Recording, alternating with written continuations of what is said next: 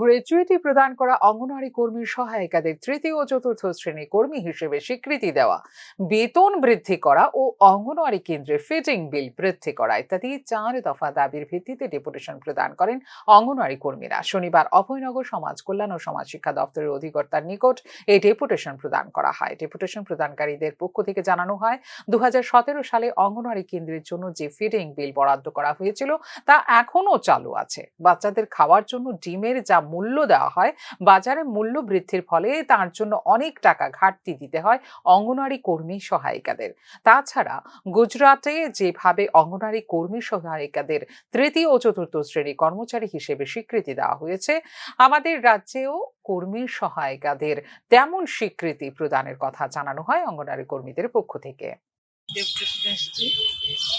আমাদের 4 দফা দাবি, তার মধ্যে প্রথম দাবি হলো আমাদের গ্র্যাচুইটি প্রদান করা, তারপর অঙ্গনওয়াড়ি কর্মী সহায়িকাদের তৃতীয় শ্রেণী এবং চতুর্থ শ্রেণীর কর্মী হিসাবে স্বীকৃতি দেওয়া, বেতন বৃদ্ধি করা এবং দ্রব্যমূল্য যে হারে মূল্য বৃদ্ধি পাইছে তার জন্য আমরা কন্টিনজেন্সি বিল, ফিডিং বিলটা যাতে আরও বৃদ্ধি করা হয় তার জন্য বিশেষ দাবি।